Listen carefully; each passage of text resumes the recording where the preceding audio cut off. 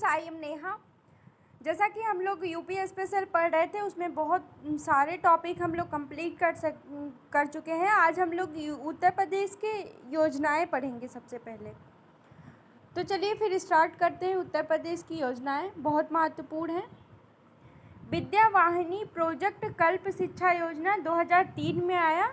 इसमें क्या था कि कंप्यूटर शिक्षा पर बल दिया गया। और पता है, इन योजनाओं की डेट याद होना बहुत ज़रूरी है, क्योंकि डेट को मिलान करने को दे देता है कि कब कौन सी योजना आई है। तो जो विद्या वाहिनी प्रोजेक्ट कल्प शिक्षा योजना है, ये 2003 में आया है और इसमें कंप्यूटर शिक्षा पर बल, प्राथमिक विद्यालयों को समाज से जोड़कर उनमें आध्यात्मिक माहौल को तैयार करना। तो ये बस ऐसे ही है, इसको ज़्यादा ध्यान देने की ज़रूरत नहीं है। बस ये याद रखना है कि विद्या वाहिनी प्रोजेक्ट कल्प शिक्षा योजना 2003 में प्रारंभ हुआ था और इसमें कंप्यूटर शिक्षा पर बल दिया गया। उसके बाद साक्षर भारत मिशन। साक्षर भारत मिशन कब आया है? 2009 में। इसमें 15 वर्ष से अधिक आयु वर्ग के निरक्षरों को बेसिक साक्षरता प्रदान करना है। 15 वर्ष से अधिक आयु के जो बच्चे हैं, जो निरक्षर हैं, उनको बेसिक साक्षरता देना है। और ये कब आया? साक्षर भारत मिशन 2009। साक्षर भारत मिशन 2009, ध्यान रखिएगा। मिड डे मील योजना। मिड डे मील जो मोस्ट इम्पॉर्टेंट क्वेश्चन है।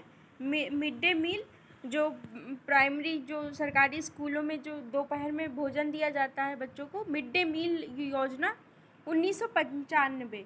इसमें प्रदेश के 38 जनपदों में शुरू हुआ था और 1996 से प्रदेश के जनपदों में लाखों नामांकन बढ़ाना, बच्चों की उपस्थिति और ठहराव बढ़ाना, साथ ही पोषक आहार उपलब्ध कराना। क्योंकि बच्चों को जब खाना देते हैं ना, तो वो उपलब्ध भी होते हैं कि हाँ, हमें खाना मिलेगा दोपहर में खाने को, और उनके नामांकन को बढ़ाना, और साथ ही साथ उन्हें एक पोषक आहार भी उपलब्ध हो जाता है।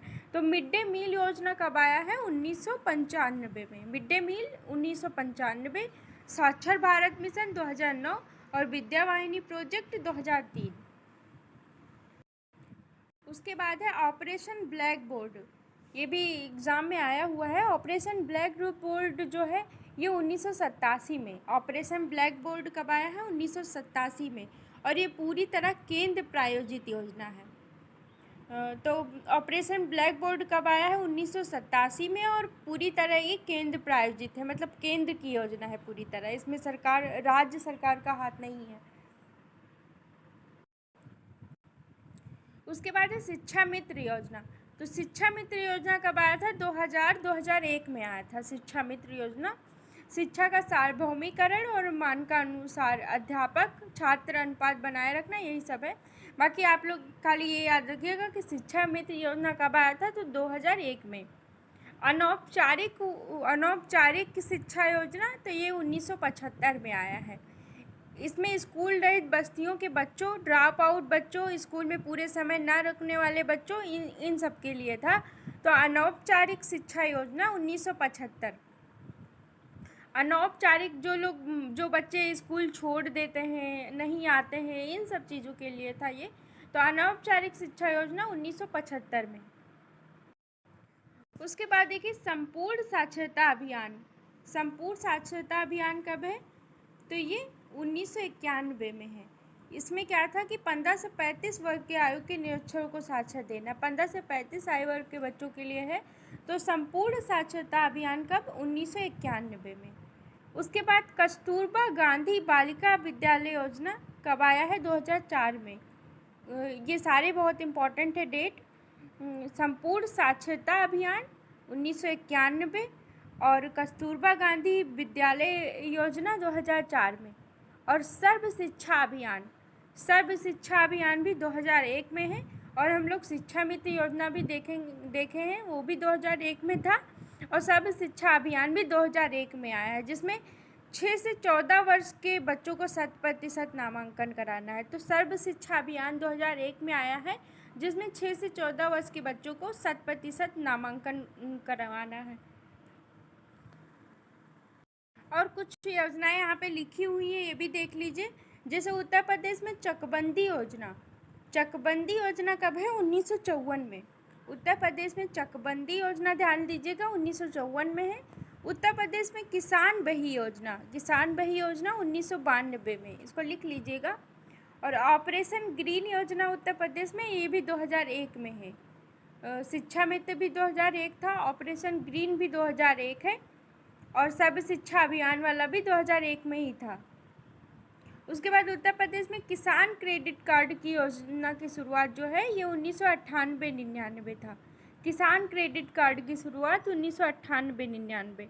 और एक ये ध्यान रखिएगा कि उत्तर प्रदेश में एकमात्र मुक्त विश्वविद्यालय कौन है, तो राजश्री टंडन मुक्त विश्वविद्यालय प्रयागराज में। इसकी स्थापना 1989 में हुई थी।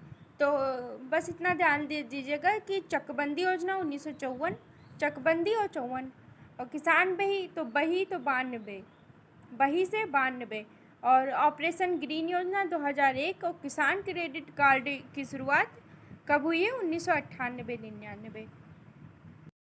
अब योजनाओं के बाद हम लोग उत्तर प्रदेश के हिंदी संस्थान, उर्दू और ये सब पढ़ेंगे, उर्दू अकादमी, सिंधी अकादमी।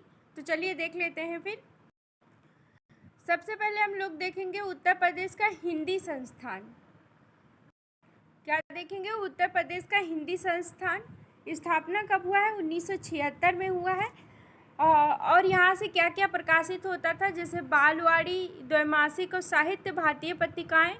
नोट में क्या है कि इस संस्थान द्वारा भारत भारती, हिंदी गौरव, महात्मा गांधी, पुरुषोत्तम दास टंडन सहित कुल 111 पुरस्कारों का प्रतिवर्ष वितरण किया जाता है। तो सबसे पहले ये डेट याद कर लीजिएगा। उत्तर प्रदेश हिंदी संस्थान कब का है? 1976 में। और उत्तर प्रदेश संस्कृत संस्थान भी 1976 ही है डेट। तो हिंदी और संस्कृत दोनों का डेट 1976 में है। उसके बाद देखिए यहाँ पे इस संस्थान द्वारा विश्व भारतीय, महर्षि वाल्मीकि, महर्षि व्यास, महर्षि नारद सहित कुल 50 पुरस्कार। वहाँ पे कितने थे? 111 पुरस्कार हिंदी संस्थान के द्वारा, और संस्कृत संस्थान के द्वारा 50 पुरस्कार। इस संस्थान द्वारा प्रतिवर्ष दिसंबर में वाराणसी में 5 दिवसीय अखिल भारतीय व्यास महोत्सव समारोह का आयोजन किया जाता है। तो खाली इसका यहाँ पे बहुत ज़्यादा इम्पोर्टेंट अगर कुछ है तो खाली डेट है, खाली आप लोग डेट याद कर लीजिएगा। बाकी यहाँ पे हिंदी संस्थान द्वारा पुरुषोत्तम दास टंडन सहित ये थोड़ा बहुत देख लीजिएगा कि 111 पुरस्कार का प्रतिवर्ष वो किया जाता है वितरण। बाकी दोनों संस्थान, उत्तर प्रदेश हिंदी संस्थान और संस्कृत, दोनों का डेट एक सेम है, 1976। उसके बाद देखिए हिंदुस्तान एकेडमी की स्थापना जो है प्रयागराज में 1927 में हुई है। हिंदुस्तान एकेडमी की प्रयागराज 1927 में स्थापना हुई है। तो ये बहुत इम्पॉर्टेंट है। हिंदुस्तान एकेडमी कहाँ पे है? प्रयागराज में, और स्थापना 1927 में। उत्तर प्रदेश उर्दू अकादमी की स्थापना कब हुई है? तो उर्दू अकादमी की स्थापना 1972 में हुई है। उर्दू अकादमी 1972। और यह अकादमी प्रतिवर्ष 50 से अधिक पुरस्कारों का वितरण करता है। यहाँ से खबरनामा मासिक और अकादमी त्रैमासिक पत्रिकाएं निकलती हैं। तो ये भी ध्यान रखिएगा, खबरनामा उत्तर प्रदेश उर्दू अकादमी से। और 1972 में इसकी स्थापना हुई थी, उत्तर प्रदेश उर्दू अकादमी की। लेकिन उर्दू को दूसरी राजभाषा घोषित किया गया था 1989 में। लेकिन उत्तर प्रदेश उर्दू अकादमी कब आया है? तो 1972 में आया है। उसके बाद उत्तर प्रदेश सिंधी अकादमी, नहीं पहले यहाँ देख लेते हैं, 1978 से यहाँ केंद्रीय पुस्तकालय भी स्थापित किया गया है। तो ये भी देख लीजिएगा। उसके बाद उत्तर प्रदेश सिंधी अकादमी, तो सिंधी अकादमी कब आया है? 1996 में। उत्तर प्रदेश सिंधी अकादमी आया है 1996 में। नोट है कि उत्तर प्रदेश भाषा संस्थान की स्थापना 1994 में की गई।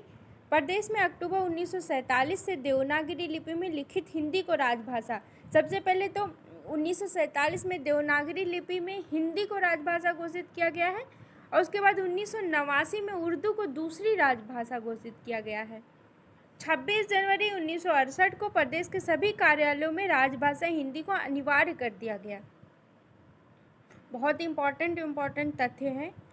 सबसे पहले तो 1947 में हिंदी को राजभाषा घोषित किया गया है देवनागरी लिपि में। उसके बाद 26 जनवरी 1968 को ये प्रदेश के सभी कार्यालयों में राजभाषा हिंदी को अनिवार्य किया गया है। और 1989 में उर्दू को दूसरी राजभाषा। तो उत्तर प्रदेश में 2 राजभाषा हैं, पहले हिंदी और दूसरा उर्दू। हिंदी को 1947 में और उर्दू को 1989 में दूसरा राजभाषा घोषित किया गया है। बाकी हिंदुस्तान अकेडमी कब है? प्रयागराज 1927 में इसकी स्थापना। उर्दू अकादमी की 1972 में। ये सब देख लीजिएगा पूरा सब कुछ।